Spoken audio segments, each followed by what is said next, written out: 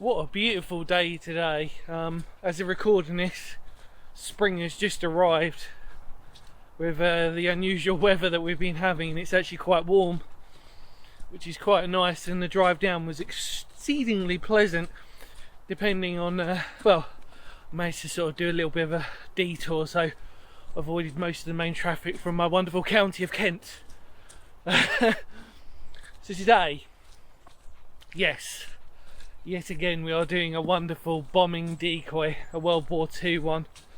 I really hope you stay along because, well, I don't really know what the conditions are going to be like, which is going to be probably the most interesting thing to find out, but it does tell a fascinating story. So please stay along with me. I think you're going to like this one. Let's go.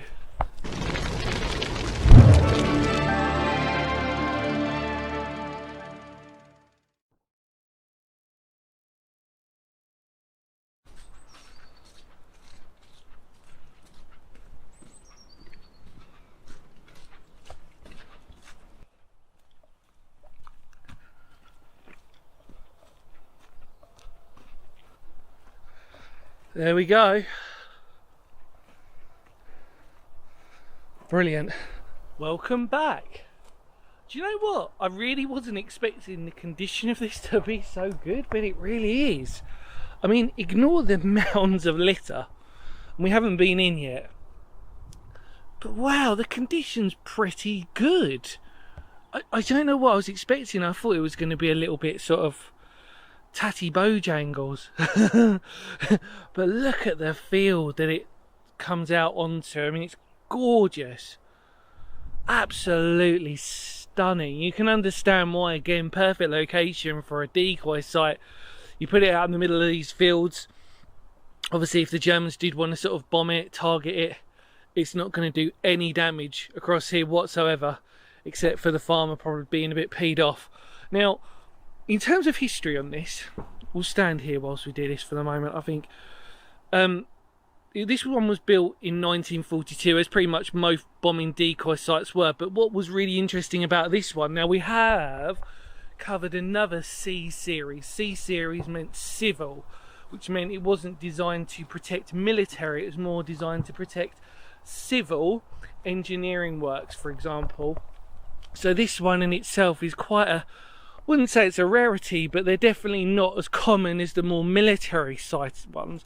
And this was a QL site, which obviously meant it was quick light, which means it was a night decoy. And the irony, well, the irony, its really purpose was to be diverting bombing from the Southern Railway yards at Basingstoke, which we're not, as you can probably imagine, actually, we're not that far away from Basingstoke, although you'd be sort of miffed to sort of understand because of how beautiful and sparse this is. So it was, like I said, it was designed to divert the Southern Railway yards at Basingstoke, giving it that C series civil class. Brilliant though, isn't this amazing? So obviously we know that before we've even gone in there, this depends on how many of these bombing decoys you've probably seen on my channel. One side's going to be the generator. The other side is going to be the crew quarters.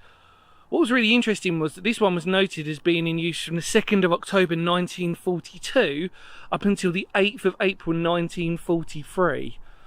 And it was just brilliant, really, the fact that the dates of that actually survived.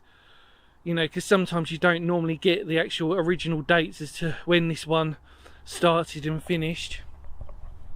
You can do on most if you really look into it, but on this one, because it's so clearly labelled on the records site, it's absolutely fascinating.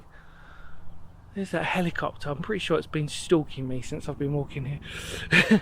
But actually, at least just in a strange way, that gives you a good perspective. If you can probably hear the helicopter. I don't know. There's a helicopter up there. Trust me. Just gives you an idea, because we are actually, strangely enough, we're quite high up. We're in this beautiful sort of like open countryside, as you can see on this sort of valley, and it's absolutely amazing. Yeah, look at that. A helicopter. I think it's an Apache, you know. You can't see that. It is an Apache. Ha! So for all those helicopter enthusiasts, that's an Apache helicopter over there. Brilliant. Right, anyway. Just realised I was just spent more time just chatting to you outside than we actually have going in. So let's just go in. Come on. I'm actually really excited about this one. Okay. Do you know what? The condition, I'm going to say it, is actually really good. Now you're going to laugh at me because of the graffiti and the rubbish.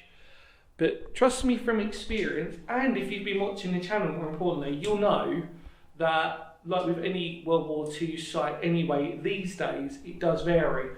And I wonder how many people who visited this knew this was actually a decoy site, instead of people just sort of saying, oh, it's like a bunker or something, mate. It was actually it had an even more important sort of role to play, really, as you probably know. So I'm sort of not obsessed. Let's be honest, okay? We've mentioned this before.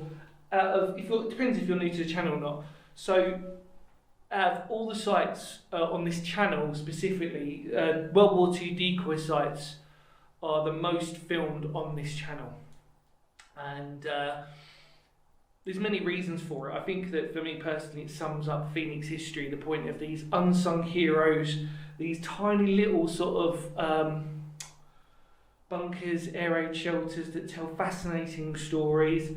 And I feel that obviously on this channel, size isn't everything when it comes to sites. I think sometimes for me personally, the smaller sites tell probably a more important story than some of the larger ones. And especially with bombing decoys, I really do think they are just some fascinating pieces of World War II history. And on that note, whilst we're here, so we know this would have been the crew side. That's where our escape hatch would have been. Sometimes you would have had two generators instead of just one. Sometimes, and some of them are different shapes and sizes. Most of the time, not always, I would just like to say, because it depends when you see certain ones, they can be slightly more rectangular rather than square, and they do vary. Now, like I said, in terms of this one, this is very similar to the Swindon one that we did, which protected also the Swindon railworks, which is basically almost identical, really, except obviously in that one, if you remember that one, you might not. It is on the channel, the Swindon decoy one. If you wanted just to type that back on the channel, very similar layout. Central blast passage corridor here, leading out into 2 rooms. Again, very similar to most decoy sites, but pretty much a sort of semi-standard large generator. Obviously your pipes would have come out there, petroleum, etc., simulating the night time of what the rail works would have been. Again, I'm trying to sort of like put this into context of people who may or may not have seen my channel. So if you haven't seen my channel, obviously this is why I'm not really doing a history lesson, I'm doing more of a walkthrough, because all you have to do is just type in decoy sites and there'll be loads on the channel for you. But yeah, I am amazed at the condition of this one, because of what I'd assumed seeing notation on this, that the condition wasn't great. But then I suppose define what condition is, and like I said before, because I've been to so many of these now, I'm quite used to sort of seeing the different variations of all of these in certain different conditions. But actually, as they go, this one's definitely one of the better ones. Let's just quickly, there's a lot of midges. Let's just quickly look from the top so you can see the escape hatch. It's not going to... the problem is with these types of shelters, they're really what you'd be classed as, although you could label them as bunkers, not really. Because obviously the generator was in there as well, these are technically surface shelters. They are not going to keep you safe in any close proximity impact. You will probably, in likelihood, be buried in there. And we have done many civil air raid shelters which are long brick rectangular shelters. They will bring you shelter as much as you can, bar any hit that is within range. Then you'd gone. I mean, they're not really gonna. I remember somebody had written a notation down about the idea that, you know, kind of what would you rather be buried in? Would you rather be buried underground if a bomb had hit and one of the proper underground shelters, or would you have gone into one of these more civil surface shelters? Not this one, just want to clarify, but similar, and have that opportunity. I mean, either way, the outcome on a direct hit is terrifying really to imagine. Also, the other thing you need to understand as well, especially with decoy sites, starfish decoy sites, most of them weren't as effective as what you would probably imagine them to be. Probably one of the most famous ones, and this has been done on the channel, was the Portsmouth decoy, which actually did work from a German raid. It fooled the Germans, but you can understand why they needed to be built, and it was just the bravery, and I've said this so many times on these, the unsung heroes who literally would have risked their lives in these starfish sites, knowing that the moment they had lit the fires to simulate whatever it would have been, whether it would have been an airfield, a train depot, they would have been taking their life into their own hands, because they're trying to encourage the Germans to bomb where they are. So you've got to imagine that. Imagine, just for a second, I mean, we haven't really spoken about this probably on these sites, but just imagine the idea that you get conscripted into this, and then your job or your role is basically, right, okay, look, brief mission for you. I want you to distract the enemy as best as possible, and by the way, you might come under fire as well. Would you do it? I don't think many people would instantly go to the call of being like, yeah, okay, because technically it sounds like a suicide mission. Really, you're basically trying to encourage people to hit you as a target. And even though you might have the protection here of this surface shelter, politely say again, you know, it's not really going to do too much. You can see here as well. So the question would be where they would have simulated the fires from. We know that obviously Finger of Doom, this is the generator, or would have been where the generator would have come out. So the petroleum, in fact, actually, look, you can see here. Let me see that, everybody. Would have been potentially our well pits for our petroleum coming out. That's amazing, that even survived, my God. Genuinely from the report, I swear this wasn't a good one. And then we would assume, I'm not sure it would have been necessarily on that side, it could have been, but it's probably more on this field. There would have been simulated lights to attract the Germans. Incredible. And at night time as well. So again, specifically we need to talk about this QL site. Yep, night time. Amazing. I still think when it comes to World War II history, starfish decoy sites are just the history and the sort of people who worked here, incredible. We'll go in, let's just go in one more time, I think, for the sake of the fact that we are here in Hampshire. I think it's very posh around here, darling, I think. I'm going to say it is. Lots of graffiti here, like I said before, so I wonder if people, graffiti artists, even realised. Oh yeah, this was the other thing. Stand back into this. Look, the door frames are still here, or parts of the door frames. Can you believe that? On both of them, you can see on that one as well.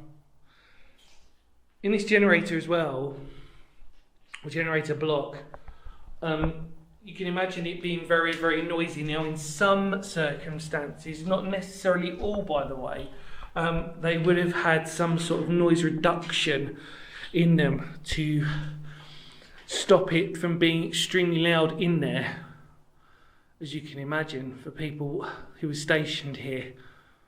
You know, the noise of those generators, or generator maybe in this instance, probably would have been one. Can't actually see where it would have necessarily been placed on this. Normally you get what they would have referred to as generator plimps, although you could actually just seen. Wonder if there's some bits there that might have simulated that. There have been little holes in there. Always hard to tell on these, but fascinating. It's loads of litter. You can, I mean, like, to be honest, you know, secondary use for people who wanted to camp out and do whatever. I mean, it's, you know, worst places to go, isn't it, really? Although it is quite wet in here and damp, not ideal. There you go, everyone. Well, look, that was a beautiful little treat, I think, for today, and one that I'm so happy I've got to do. Tick this one off, Hampshire. There you go. Civil Starfish Decoy site. It's glorious now. Do you know what? I really enjoyed this time. I went on, it was a smaller walk, but I really enjoyed it. Yeah, there you go. Don't think you want to look at me, do you, really? Let's look at the actual thing itself. There you go.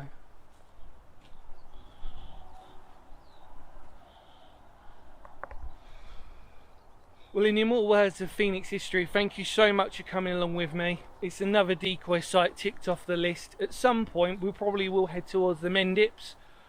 I think it was the Mendips.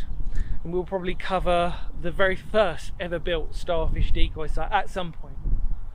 Or the pattern of them that are all around that area. That's another story for another day. However, this is definitely another one to tick off the list. World War II history at its best. Homegrown World War II history. The brave people who served here, and the amazing work that they did, even though they might not have been as effective as people probably would have imagined, they still served a purpose. And I tell you what, if you were somebody working at Southern Rail in Basingstoke during World War II, especially on a night shift, you'd be bloody grateful that they were trying to protect you as best as possible, I can imagine, no matter what the outcome. Feel free to spread the word of the channel. Much love to all of you out there, and stay safe. Any more words of history, more words of Phoenix history, because history matters, as you all know. And it's really important.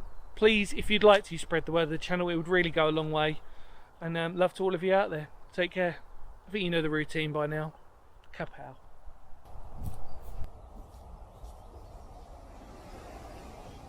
Take care, everyone.